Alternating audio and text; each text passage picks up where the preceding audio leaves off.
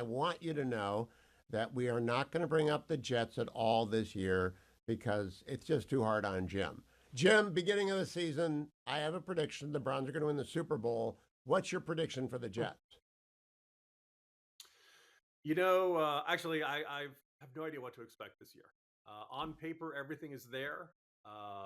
Aaron Rodgers' Achilles tendon appears intact. Everything's great. And if you're a Jets fan, you've learned this is when you should not feel good. This is when something is going to go terribly wrong. A meteorite is going to hit the stadium or something like that. So, no, I'd say the range is probably 6-7 wins on the low end and 11-12 wins at the high end. And it's built to Jim, you're compete going this gray. year. You're going gray. I'm completely white. I say I am completely white haired because of the Browns. I think the Jets have done your grayness to you. Or is it your boys? No, it's definitely the Jets. They, look. So I am blessed with two great parents. Dad is 84 now, getting up there in years, and he got to see the victory in '69. And in fact, he became a Jets fan back in the '60s because he and his friends and his brother couldn't get tickets to the Giants games. This is right around when they drafted Namath. So all of a sudden, there was this excitement around that. Well, being a Jets fan is something you pass from father to son, and I have passed on to Absolutely. my kids. My boys are But Browns fans, and my dad got to see the 1964 Super Bowl. It was the NFL championship then over the Colts. So you and I are in the same boat, but I'm in a better boat than you, I think. All right, Jim, let's get no, serious. you're not. I just How had many Jim Super Bowls you Talon got? on. How many What's Super that? Bowls the Browns have? How Well, many? we got Okay. so many NFL titles, I can't count them.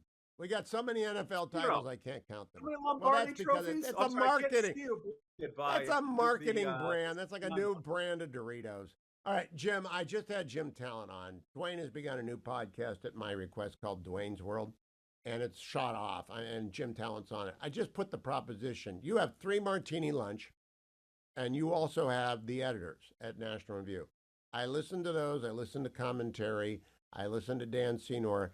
And I asked Jim Talon, I want to ask you, I think podcasting is a mortal threat to legacy broadcast because it's substantive and it's smart. And people want both, and often funny, unless Dwayne's involved. And so it's usually humorous as well. Do you think podcasting is the death knell of legacy media? It is a step in that direction. You familiar with the phenomenon of the long tail, right? The idea that like it used to Yes. be before the days of Amazon, you'd go to a bookstore and what they had is what they had, and if they didn't have what you wanted, maybe they would special order it. You'll see.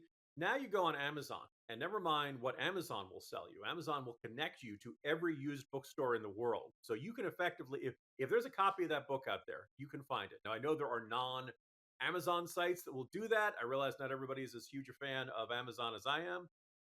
Dueling Six Demons and the rest of the Dangerous Click series is only available through Amazon, so that's why one of the reasons I'm a very big fan of that. But the idea is that you can get anything, and that all the barriers to reaching that mass audience are gone. I don't mean to begrudge the talk radio industry, but let's say there was Rush Limbaugh, who was the living legend, and put him up there on the Mount Rushmore of conservatism. He built them And there was all. you. I've just got a storefront in it. Yep.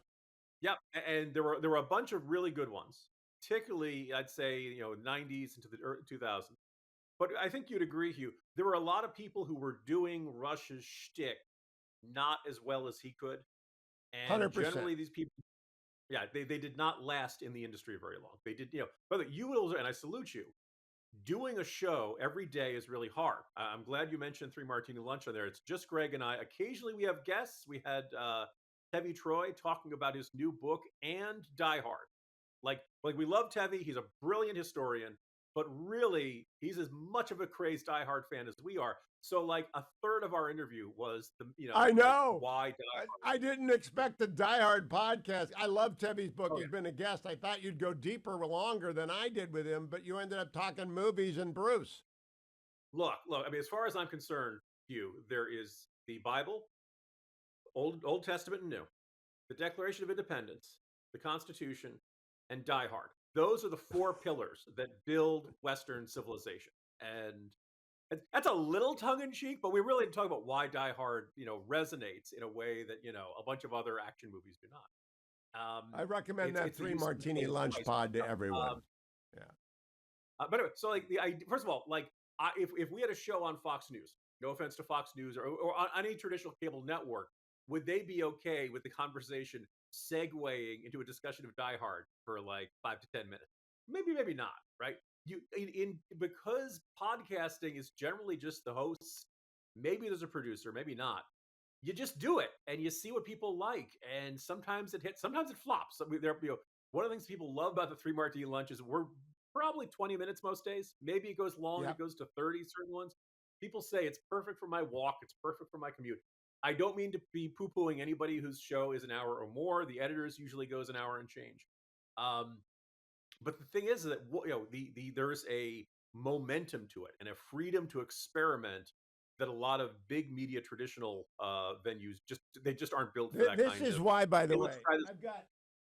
I've got Ruthless merch behind me and Yeah, Ruthless yeah. podcast, and I want HBO to option Ruthless because they'll get a bigger audience than Bill Maher. Now they can't be on Yeah. my radio show because they use words that will get me fined by the FCC. I have Josh Holmes on, but I'm careful about Michael and Smug, etc. But if they just took that show and put it on HBO, it would take off like a rocket because it's funny and smart. So Bill Maher has had his own transformation, but there is this entire tone. I think Dennis Miller, as I used to say, is my spirit animal. But there was this entire kind of snarky, edgy, willing to poke fun at sacred cows that political correctness and/or wokeness, or however you want to really put an impetus on. And I'm trying to think there was some sports writer who got a show on HBO, and in the promo for his show, his last line was, "And I think sports owners should pay for their own dang stadiums." He didn't use "dang." He used a word you probably don't want me to use on the radio. No, And I I don't. remember I thinking, don't. like, okay, that's like the safest position you could possibly take. There are very few people who are, yes, we should have taxpayer funding of stadiums, and it's awesome. I'm one of them. I'm one of them. Browns do not leave Cleveland. Cleveland give them all the money. Don't let them leave. I'm one of them. Hugh, I'm ending this interview. No, no, but All semi right. seriously, like this was supposed to be the edgy, in your face. I've got the guts to say it, and nobody else does. Except it was the most non-controversial point he possibly could make. God, I can't remember that he was with the Globe or something. I can't But anyway, remember. I his never whole saw thing that was show. like, I've got the guts to say, what nobody else is willing to say. But there was no edginess to it. There was no, and I think that when I saw that, I was like, okay, the standards of political correctness and wokeness or whatever else you want to call it, have actually drained snarkiness, have actually drained genuine edginess. Because anything that's genuinely edgy is probably going to run up against one of the sacred cows in Hollywood, and you can't do that. And Ruthless. So that's Ruthless is going to do that. Now I got to get one quick question in. I wrote a column for Fox News today, not the Post, which is Kamala Harris does not have the minimum skill set required to be president. Very simple question, Jim. Do you think she has the minimum skills? She meets the constitutional requirements. There are three. She's 35. She was born in America, and she's lived in America for 14 years. She meets the constitutional bar, but do you think she has the minimum skills to actually do the job? By the standards you and I grew up with, no. But Hugh, Biden's been in a coma for the last month and nobody noticed. Well, Judge J.D. Vance slightly. and I talked about it's genuinely a constitutional crisis. He is incapacitated. Yeah. As I said yesterday, Kamala Harris should be the president of the United States. And everyone gasped. Yes. And what I meant was, this afternoon. I don't mean elected in November.